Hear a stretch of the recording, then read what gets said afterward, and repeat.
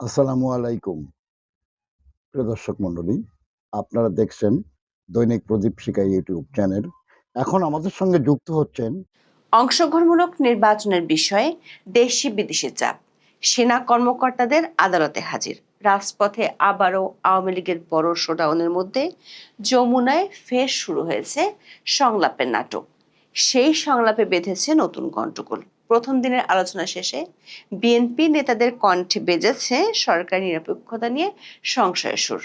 আর পরদিন জামাত এবং Kings party NCP নেতারা যে দাবি তুলেছেন, তাতে নির্বাচন তো দূরের কথা, বিপ্লবী সরকার গঠনের আহ্বান স্পষ্ট হয়েছে।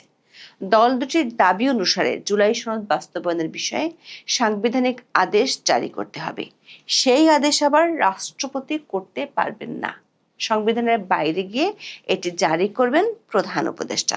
অর্থাৎ সংবিধান রক্ষার শপথ নিয়ে 14 মাস ক্ষমতার মসনদে বসার পর এখন রাষ্ট্রপতি এবং সংবিধান ছুঁড়ে ফেলার দাবি তোলা হচ্ছে নতুন করে। এটি করতে গেলে ডক্টর ইউনূসই হবেন সর্বময় ক্ষমতার অধিকারী। তার আদেশে প্রণীত হবে নতুন সংবিধানের আদেশ।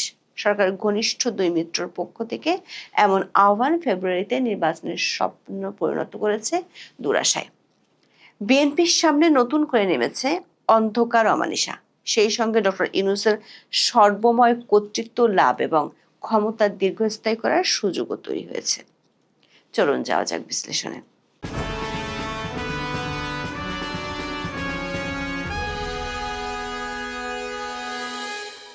রাজনীতিতে সংকট দেখা দিলেই মিত্র রাজনৈতিক দলগুলোকে যমুনায় ডেকে পাঠানোর রেওয়াজ চালু করেছেন প্রধান উপদেষ্টা ডক্টর মোহাম্মদ ইউনূস।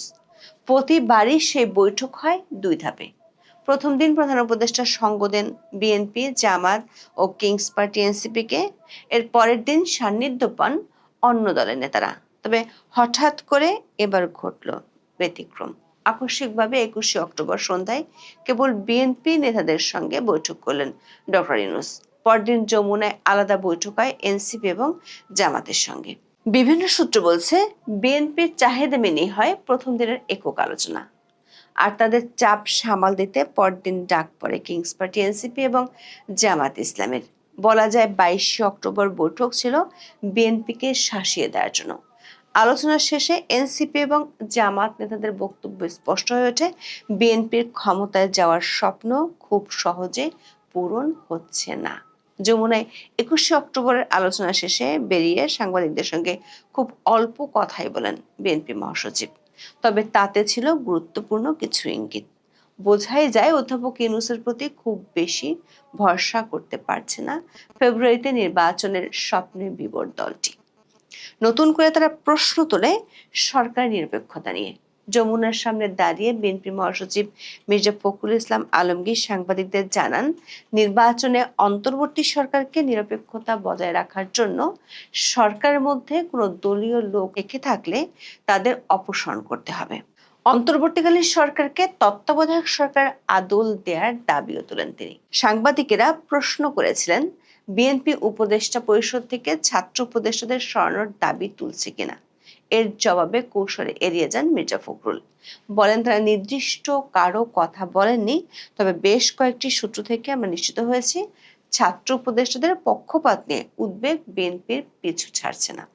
প্রায় 4 মাস আগেও একই দাবি তুলে শূন্য হাতে ফিরতে হয় দলটি। এমনকি ঢাকা দক্ষিণের মেয়র পদে ইশাক হোসেনকে বসানোর স্বপ্ন বলে দিতে হয় দলটিকে। মিত্রদলের অংশ হিসেবে 24শে মে যমুনায় গিয়েছিলেন বিএনপি নেতারা। সে সময়ও তারা সরকার নিরপেক্ষতা নিয়ে প্রশ্ন তুলেছিলেন। সে সময় বিএনপি জানায়, অন্তর্বর্তী সরকার নিরপেক্ষতা বজায় রাখার স্বার্থে বিতর্কিত কয়েকজন উপদেষ্টাকে সরিয়ে দেওয়া দরকার। উপদেষ্টা আসিফ মাহমুদ, মাহফুজ আলম এবং জাতীয় নিরাপত্তা উপদেষ্টা খলিলুর রহমানকে বাদ দেওয়ার দাবি জানানো হয় বিএনপির পক্ষ থেকে।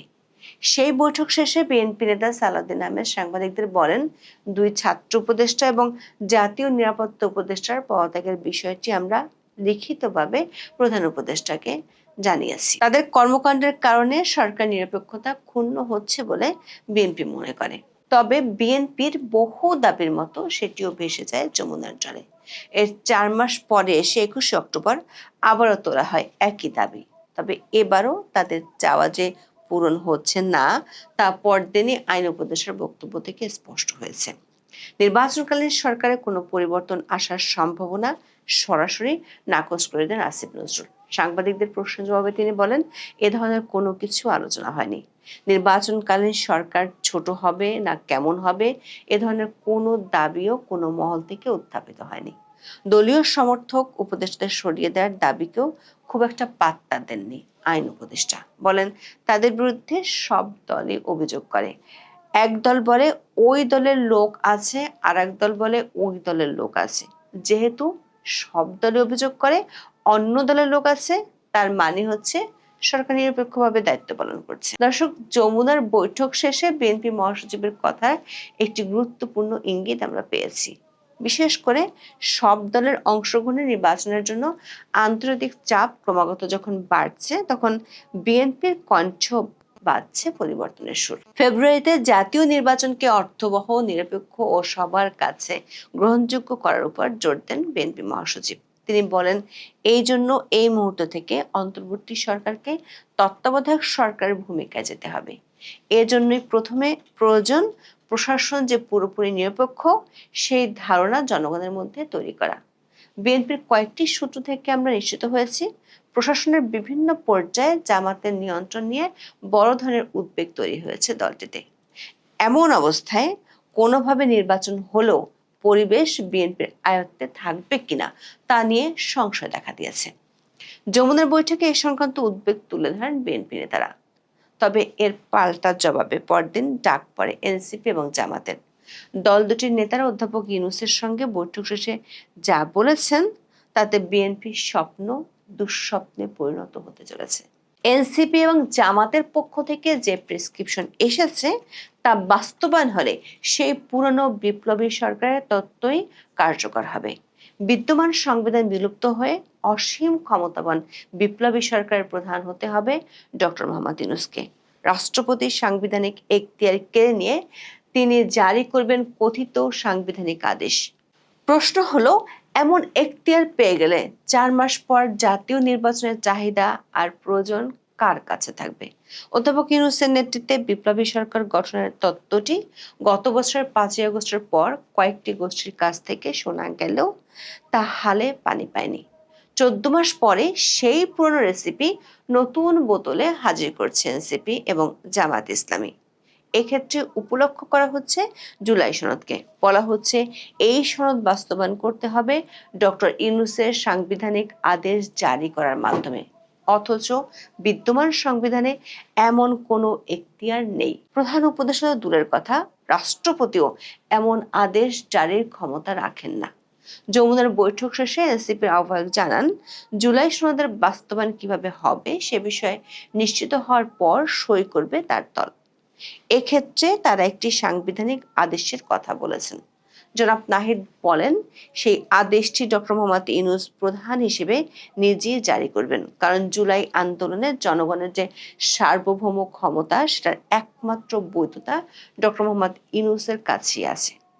সেটা প্রেসিডেন্ট মোহাম্মদ শাহাবুদ্দিনের নেই। ফলে সাংবিধানিক আদেশ যেটা সংবিধান বহির্ভূত হিসেবে দেয়া লাগবে সেটা কোনোভাবেই প্রেসিডেন্ট দিতে পারবেন না, সেটা ডক্টর মোহাম্মদ ইউনূসকেই দিতে হবে। সেটার আইনি এবং রাজনৈতিক কারণ নাহিদরা অধ্যাপক ইউনূসের সামনে তুলে ধরেছেন।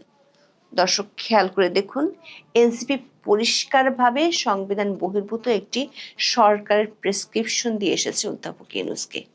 সংবিধান রক্ষার শপথ নিয়ে 14 মাস ক্ষমতার মসনদে থাকা অধ্যাপক ইউনূস সেই সংবিধান ও রাষ্ট্রবিরোধী প্রেসক্রিপশন মন দিয়ে শুনেছিল। ঠিক একই প্রস্তাব জামাতও দিয়ে এসেছে। মাত্র একদিন আগে বাবা ছেলের দ্বন্দ্ব জমে উঠল। বৈঠক শেষে ঠিক এনসিপির সুরেই সাংবাদিকদের সঙ্গে কথা বলেন দলের নায়েবে আমির সৈয়দ আব্দুল্লাহ মোহাম্মদ তাহের। তিনি বলেন, জুলাই সনদ বাস্তবায়নের বিষয়ে অধ্যাপক ইউনূস জামাতের সাথে একমত। তিনি মনে করেন, এটা বাস্তবায়ন যদি না হয় তাহলে এই পরিশ্রম তো পণ্ডশ্রম ছাড়া কিছুই নয়। সেক্ষেত্রে জামাতের পরামর্শ হলো একটা আদেশের মাধ্যমে এটাকে সাংবিধানিক মর্যাদা দিতে হবে, যেটাকে তারা বলছেন এক্সট্রা কনস্টিটিউশনাল অ্যারেঞ্জমেন্ট। কোনো সরকার এরকম একটা পরিস্থিতিতে পড়লে এটা দেয়ার এখতিয়ার রাখে। জামাত নেতা পরিষ্কারভাবে বলেছেন, অধ্যাপক ইউনূস জামাতের সঙ্গে একমত পোষণ করেছেন, বলেছেন একটি আদেশের মাধ্যমে এটা হবে। দর্শক, বাংলাদেশের সামরিক সরকার ছাড়া অতীতে কখনো এ ধরনের আদেশের রেকর্ড নেই। অধ্যাপক ইউনূস কি তাহলে সেই পথে হাঁটতে যাচ্ছেন? মুখে মুখে গণতন্ত্রের ফেনা তুলে ফেলা যে উপদেষ্টা পরিষদে এত এত গণতন্ত্রের দাবিদাররা আছেন, তাদের হাত দিয়ে এত বড় অগণতান্ত্রিক ডিসিশন কিভাবে আসবে? তাহলে কি বিএনপি উপদেষ্টাদের নিরপেক্ষতা নিয়ে যে প্রশ্ন তুলেছে সেটি কি সঠিক?